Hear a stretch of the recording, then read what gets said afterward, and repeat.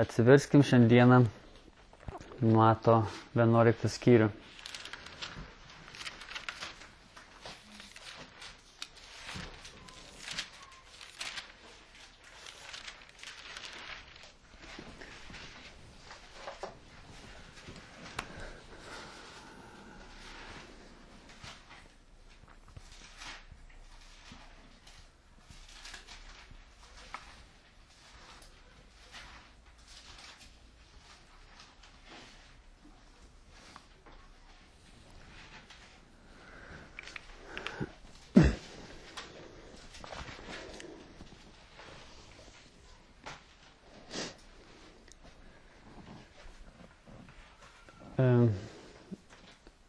Mes visi be išimties gyvenam šioje žemėje. Kas iš jūsų nepritarė?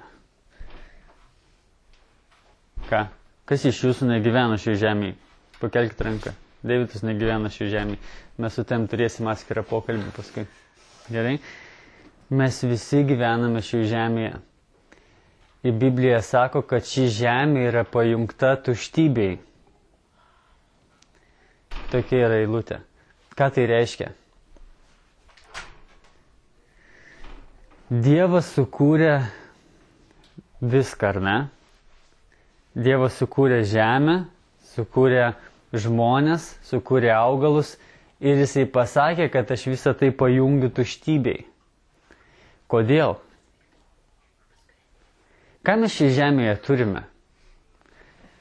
Ar mes šioje žemėje vartojame žodį meilė? Ką? Kas iš jūsų vartoja žodį meilė? Vartojama, ne? Mes esam tikinti žmonės, mes apie meilę daug kalbam. O netikinti žmonės vartoja žodį meilė? Vartoja, ar ne? Ir dar labai vartoja.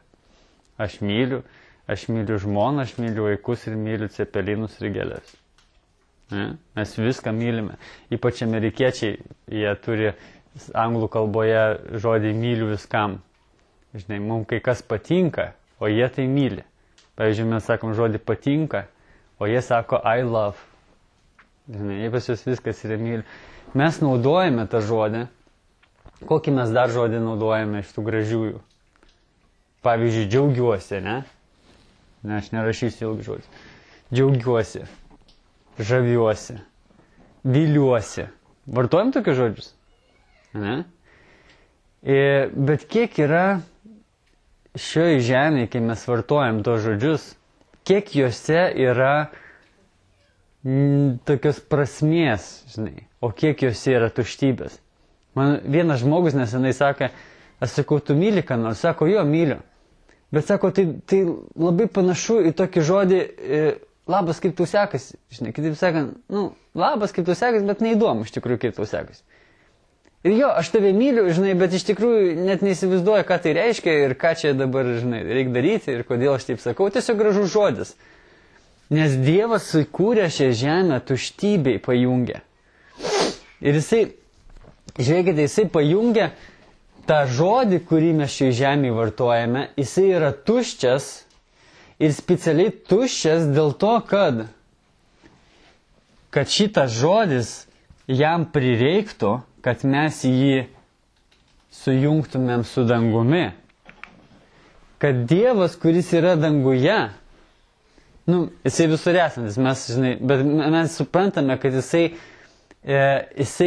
mes esame žemėje, jis yra Dievas, jis yra danguje ir kad mes kreiptumėmės pas jį ir sakytumėm, o ta meilė, ar jinai tuščia, ar iš tikrųjų joje yra prasmė? Ar iš tikrųjų joje yra svoris? Ar iš tikrųjų jinai yra tikra? Ar jinai turi kažką tai, dėl ko verta būtų ją naudoti? Ir žmonės šioje žemėje, jie turi daugybę, praktiškai visus dalykus, kokius jie turi, jie veda link tuštybę. Žiūrėkit, pavyzdžiui, aš užsirašiau, meilė tai yra tuščia, nes neturi apibrėžimo. Džiaugsmas yra labai trumpas. Teisingai? Žmonės aš nusipirksiu mašiną, būsiu laimingas. Nusipirkau už 2 savaičių, džiaugsmas dingo Ir mašina nebėra tokia graži, kaip buvo salone atrodė. Jis kažkaip tai, žinai, viskas išblieso.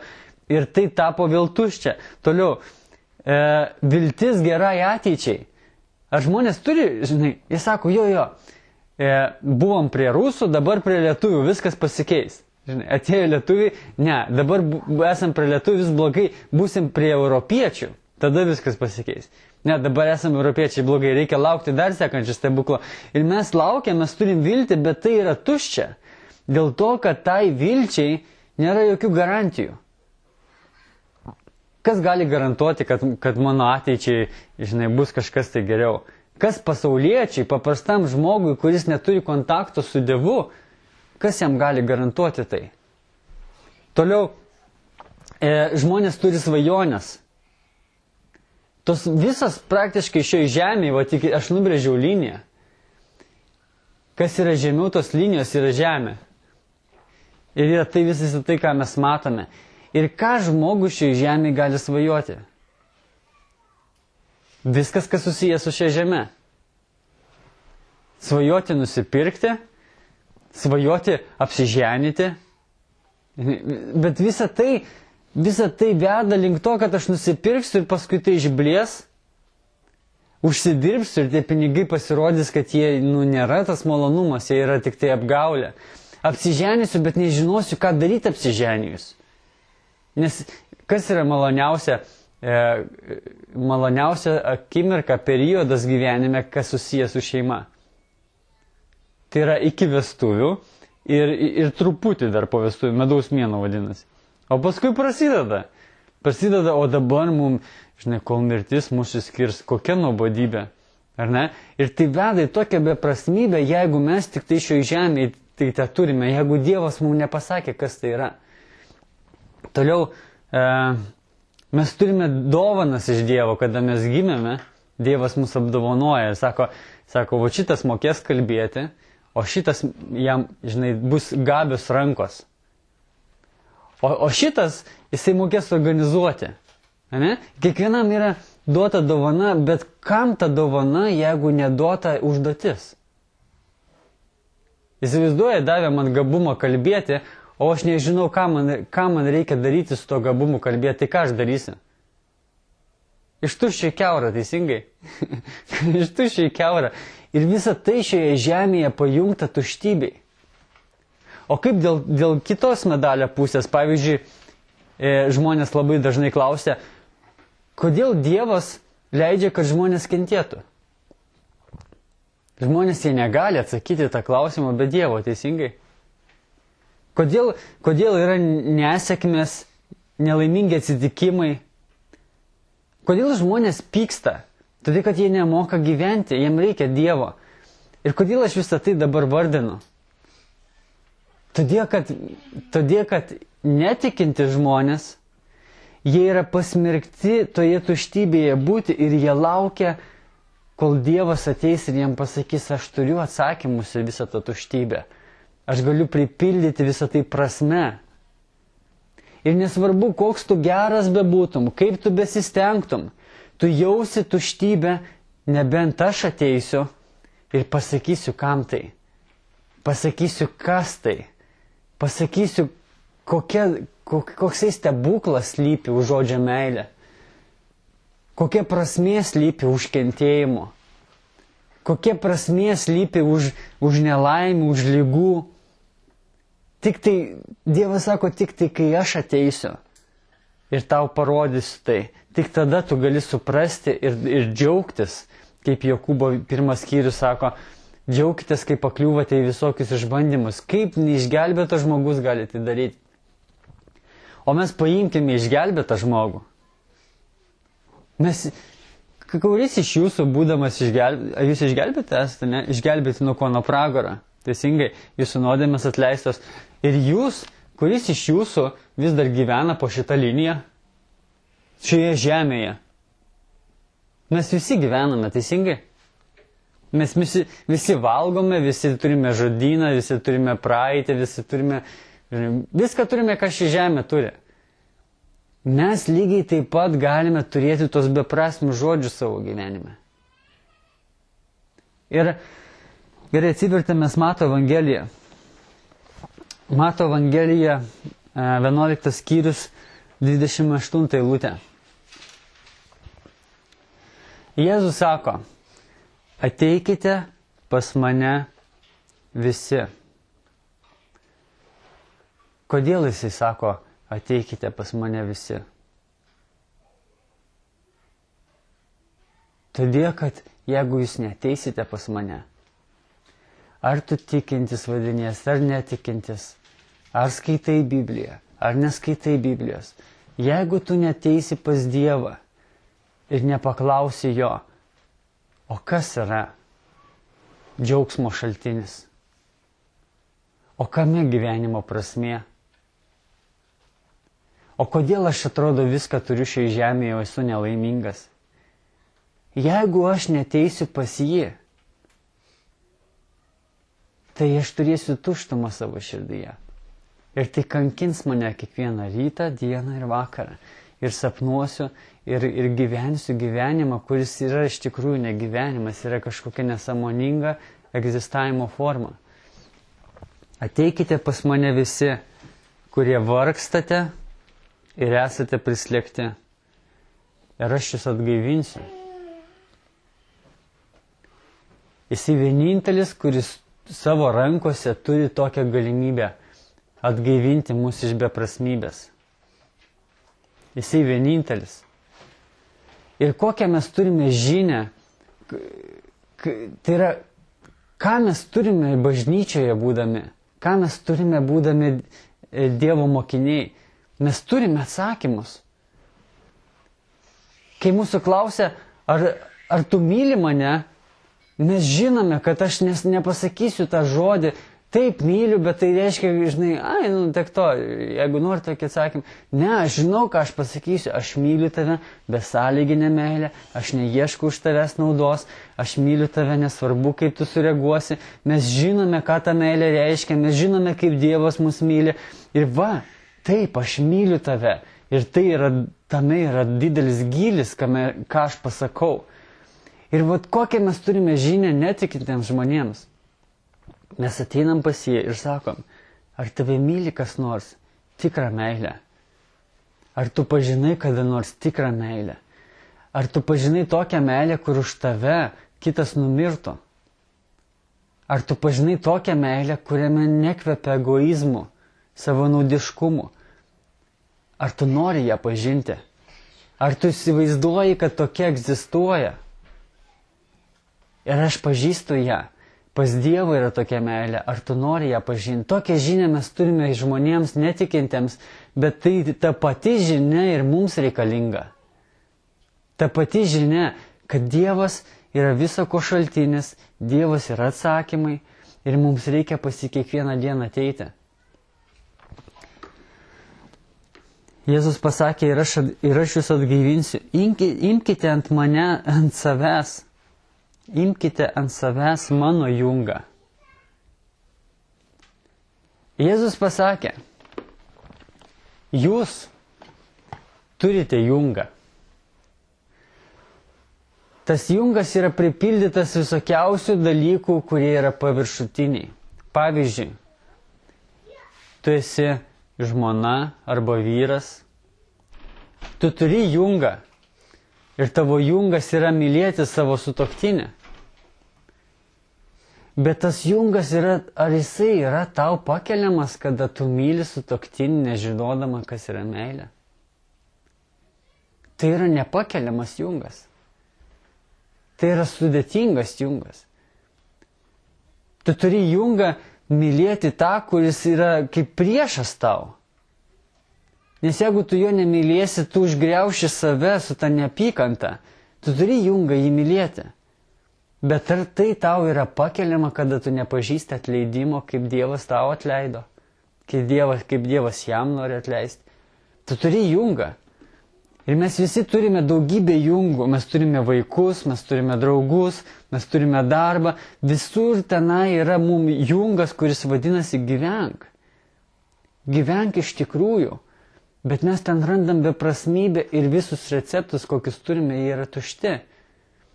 Ir Jėzus pasako, imkite ant savęs mano jungą, nes jūsų per sunkus. Ir mokykitės iš manęs, nes aš ramus ir nuolankios širdies. Ir jūs rasite savo sieloms atgaivą. Jūs rasite gyvenimo būdą, jūs rasite gyvenimo prasmę, jūs rasite svorį žodžiams, kuriuos jūs sakote. 30 eilutė. Nes mano jungas švelnus ir mano našta yra lengva. Jėzus sako, žinote, kokia yra mano našta ir koks yra mano jungas? Gyventi ne dėl savęs. Gyventi dėl tų, kuriuos aš myliu. O aš myliu visus. Jėzus myli visus. Ir jisai mirė ant kryžiaus už visus. Ir sako, toks yra mano jungas ir jūsų jungas yra per sunkus, o mano yra lengvas. Bet palauk, Jėzau, tu mirėjai. Žinai, tai nėra lengva būti nuplaktu, būti to, iš kurio tyčiojasi, ir paskui prikaltų prie kryžiaus, ir pradurtas šonas, pradurtos rankos, ir tenai nukankintas ir miręs. Ar tai yra lengvas jungas? O Jėzus sako, gerai, tu turi žmoną, tu turi vyrą, tu turi vaikus, tu turi juos mylėti, o tu nemoki to daryti. Ar tai yra lengvas jungas? Tu nori džiaugtis, tu nežinai, kur yra džiaugsmo šaltinis. Tu nori gyvenimo prasmės, o tu neįsivaizduoji apskritai, ką čia veiki. Ar tai yra lengvas jungas? Ar tu nori pasakyti, kad tau būti toj beprasmybei yra lengviau negu man žinoti, kodėl aš mirštu ant kryžiaus ir kas įvyks, kada numirsiu ant kryžiaus? Kad jūs visi pagaliau būsite atleisti nuo nuodėmių. Štai kur yra lengvas jungas, nesvarbu, kad mano kūnas bus nuplaktas. Bet mano viduje, mano širdyje bus didelis džiaugsmas, kad jūs būsite išlaisvinti. Ir tai yra lengvas jungas. Kūnui niekada nepatiks. Jisai bus plakamas visada. Bet mano viduje, kai aš buvau prikaltas ant kryžiaus, Jėzus sako, kai aš buvau prikaltas ant kryžiaus, tėvynis buvo rankose, tėvynis buvo kojose, ten man skaudėjo, bet džiaugsmas buvo viduje, nes aš žinojau, kodėl aš tai darau.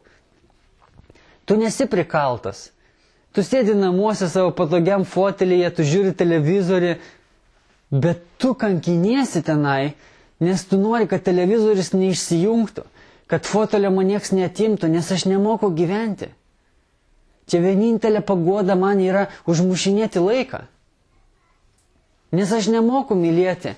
Aš negaliu eiti pas savo žmoną, kuri yra virtuviai, daro valgyti, nes aš nežinau, ką aš jai pasakysiu. Aš geriau sėdėsiu prie televizorius ir slėpsiuos nuo visų. Arba grįšiu namo labai vėlai, kad nereikėtų man turėti konfliktų, nes aš nemoku normaliai elgtis. Kad nereikėtų man sureaguoti, vėl supykti, durim daužytis, nes aš nemoku gyventi. Ir tai yra sunkus jungas. Nes tai yra beprasmis jungas. Ir Dievas sako, aš amžiną meilę tave pamilau. Štai kur yra mano jungas. Ar nori tokio? Jeigu nori, ateik pas mane. Pradėsim nuo to, kad aš tave amžiną meilę pamilau ir baigsim ant to, kad tu myli kitus tą pačią meilę. Ar tau tinka toks jungas? Šitam visam reikalui prireiks dviejų labai svarbių dalykų.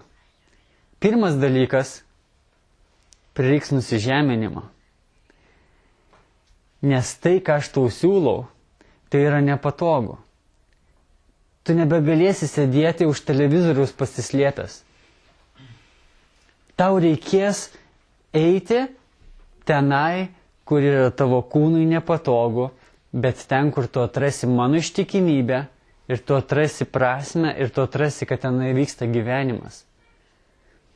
Ir tam reikia nusižeminimo. Tam reikia, nes iš tos nepatogios vietos išeiti reikia nusižeminimo.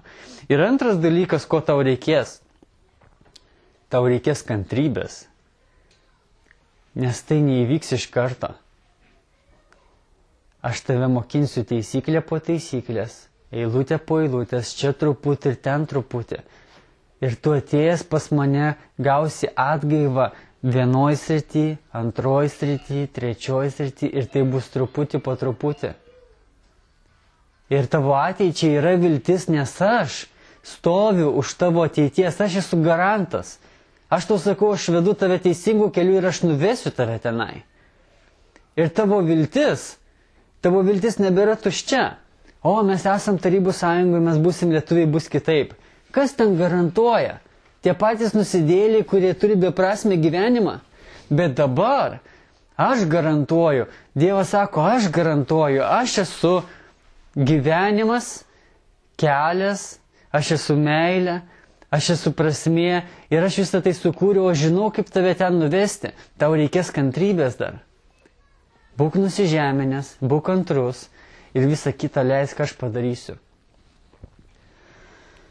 Ir kokia man yra stiprybė, kad aš ateinu pas Dievą, iš kur aš semiuosi tos stiprybės tenai išlikti. Kad nepabėgti atgal į beprasmę gyvenimą. Yra dvi svarbios stiprybės. Viena yra Dievas mane visada myli. Visada. Ir netgi jeigu aš labai toli nuspirsiu save, žinot, kaip galim save nuspirti?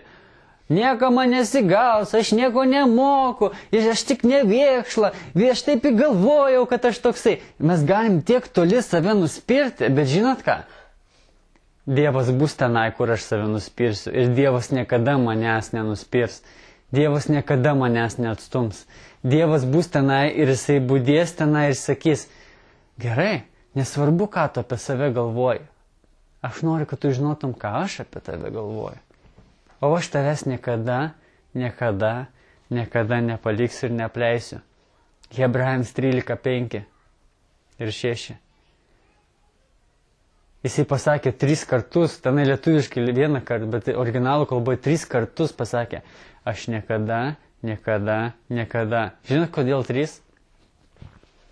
Aš niekada tavo kūno neapleisiu, niekada tavo sielos neapleisiu ir niekada tavo dvasios neapleisiu. Kitaip sakant, visas tu man svarbus. Visas tu esi saugus. Ir ten yra mano stiprybė. Nesvarbu, kaip man besisektų, nesvarbu, kad man kantrybė baigėsi ir aš matau, kad iš manęs nieko nesigaus. Jisai yra ištikimas ir jisai pažadėjo, kad jisai bus šalia manęs ir kiekviename, liaudiškai sakant, kiekvienam mėšle Dievas parodys savo visą galybę, kad mane iškelti, kad man suteikti prasmę. Ir antras dalykas, kas man suteikia jėgų būti su Dievu, tai yra dangaus viltis. Kitaip sakant, aš turiu šventąją dvasią, kuri yra garantas, kad aš eisiu dangų. Bet taip pat man yra viltis, kad šičia dabar, tai kas dabar vyksta, ką dabar Dievas mokina, kad aš čia labai greitai pamatysiu dangų šiame gyvenime. Šičia, ką mes matome meilę, bet kada yra kontaktas su Dievu, Dievas tada, jisai parodo, kad ta meilė susijungusi su dangumi, jinai atneša dangaus karalystę į mano gyvenimą. Jinai atneša šičia stebuklą. Jinai atneša manyje tokį jausmą, tokią jėgą, tokią prasmę, žinai, kad aš šičia noriu gyventi. Aš nebenoriu slėptis. Aš nebenoriu žiūrėti televizorius. Aš nebenoriu eiti, žinai, ir garbinti krepšininkų, garbinti dainininkų. Tai yra toks beprasmis dalykas, nebenoriu eiti alaus į barą gerti. Nes aš dabar moku mylėti. Dangus nusileido. Taigi, antras dalykas, kas mane išlaiko šičia, tai yra dangaus viltis. Kad dangus čia žemėje atsiras. Ir kad dangus yra tenai, kur aš einu. Ir pabaigai.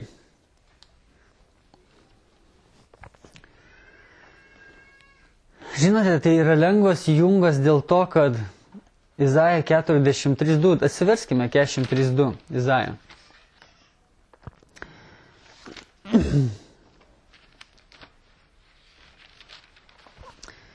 Izaja 43.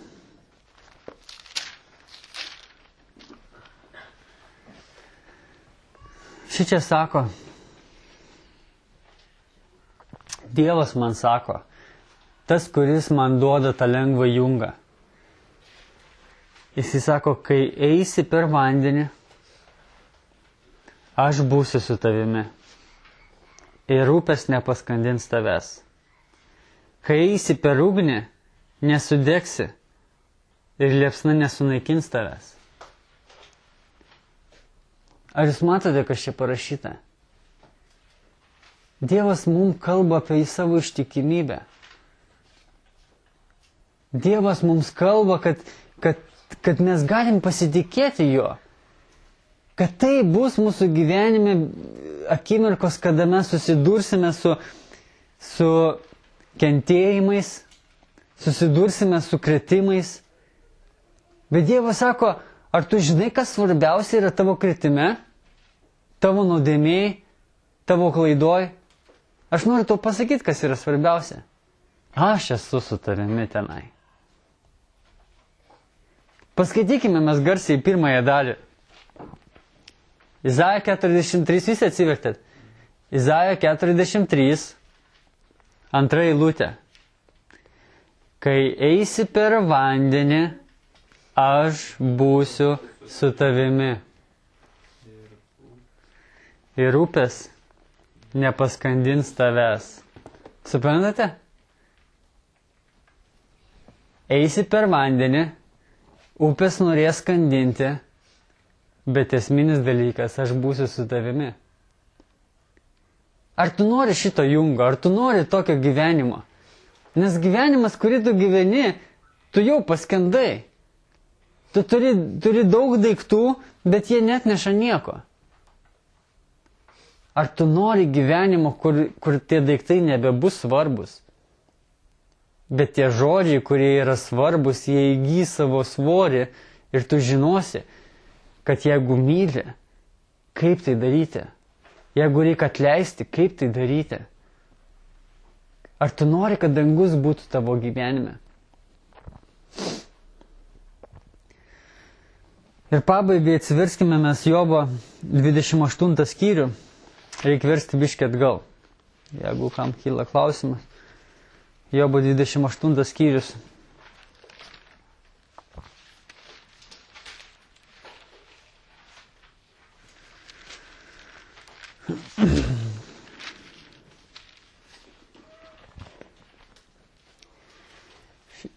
Šis pamokslas apie ką yra? Koks mano punktas? Pastorius Šareris sako, what's a point? Žinai, koks yra mano punktas, pointas? Ką aš noriu pasakyti? Mums reikia tame, ką mes turime, tame junge, kurį mes turime. Mums reikia tenai prasmės. Kitaip mes nenorėsime gyventi. Ir ką aš noriu pasakyti, kad dangus yra atsakymas. Kad Dievas yra atsakymas. Be Dievo niekada tu neįgysi prasmės, viskame matysi tuštybę. Ir taip mes apsimetinėjame, kad mano padidintas atlyginimas man atneš didesnį džiaugsmą. Bet tai yra apsimetinėjimas, nes kai jis būna padidintas, mes suprantam, kad jį gavę mes vis vieną nežinome, kaip toliau gyventi. Nu ką, daugiau saldainių nusipirksi? Mašina geresnė, nu ir ką? Pasistatysi į kiemą į tą pačią vietą, kur tas Žigulys stovėjo. Dabar Mercedesas stovės. Nu ir ką? Nu ir ką? Reikia dabar žmonos, žinai, reikia turėti laimingą gyvenimą. Nu, gavai žmoną, bet reikia ją mylėti. O kaip tai daryti? Kaip tai daryti? Kaip mylėti man ją? Žinai, vaikai yra gyvenimo prasmė. O ką man su jais daryti? Mums reikia dangaus, kuris, tarp kitko, kiekvienas kiekviena gera dovana ateina iš aukštybių. Ir instruktažas, ką reikia su ją daryti, turi ateiti iš aukštybių. O tai mes praleidžiame. Ar ne? Gerai, Jobo 28 skyrius. 12 eilutė. Bet kur randama išmintis? Kur yra supratimo šaltinis? Štai kur yra mūsų tema šiandieną. Ir atsakymas koks yra? Jok žmogus nežino jos kainos. Jok žmogus nežino jos kainos. Jos nėra gyvųjų krašte. Suprantate? Žemiau šitos linijos nėra atsakymo, kam aš čia esu ir kaip man visą tai daryti. 14 eilutė. Gelmė sako, ji ne pas mane. Tai išmintis, tie atsakymai, ji ne pas mane. Jūra sako, jos nėra manyje. Jos negali pirkti už auksą, nei įsigyti už sidabrą. Negalime jos palyginti su ofyro, auksu, nei su oniksu ar safyru. Neprilygsta jai auksas ir krištolas ir negalima jos gauti už brangius aukso dirbinius. Koralai ir perlai neverti minėti. Neverti net lyginti su tuo. Šioje žemėje neegzistuoja prasmė. Nes išmintis brangesnė už rubinus. Jei neprilygsta Etiopijos topazas, apie kurį mes turbūt nežinom, bet čia kalba apie brangakmenius, ne? Už gryną auksą jos nenupirksi. Iš kur tad ateina išmintis ir kur supratimo šaltinis? Ji yra paslėpta gyvųjų akims, net padangių paukščiai jos nesuranda. Ji paslėpta gyvųjų akims. Padangių paukščiai jos nesuranda. Mirtis ir prapultis sako, mes girdėjome apie jos garsą. Dievas žino jos kelią ir vietą, kur ji yra. Štai apie ką šiandieną mes kalbame. Dievas žino. Ir žmogus, kuris galvoja, kad jisai daro viską gerai, jisai labai stengiasi ir jam Dievo nereikia, jisai smarkiai klysta. Nes visas jos stengimasis, Dievas sako, tai yra kaip purvini škarmalai. Kiekvienam iš mūsų reikia Dievo, kitaip mes jausime beprasmybę, nes šitos eilutės, ką sako, po šią liniją, virš kurios yra dangus, po apačia yra beprasmybė viskame, ką mes turime. Ir vienintelis būdas Dieve, o ką tu pasakysi? Aš dabar turiu jungą, o ką tu pasakysi, ką man su juo daryti, kaip man jį nešti, man per sunku. Ir Jėzus sako, ateikite pas mane visi, kurie alkstate ir esate prislėgti, ir aš jūs atgyvinsiu. Nes mano jungas lengvas. Bet mano jungas yra mano jungas. Mano jungas ateina iš manęs. Mano jungas yra mano maitinamas. Mano jungas eina kartu su manim. Ar nori būti tenai? Dėkojame Viešpatie už tai, ką šiandien girdėjome. Ačiū tau, kad tu esi. Kad mes nesam pasmerkti čia būti toj tuštybei. Kad esi tu, atneši prasmę. Ačiū tau. Mes nenorim be tavęs gyventi nei vienos dienos. Būti po šią tuštumą. Ačiū tau, kad mus pakvietė į šį privilegijuotą gyvenimą. Ačiū tau. Dėkojame Jėzus vardu. Amen.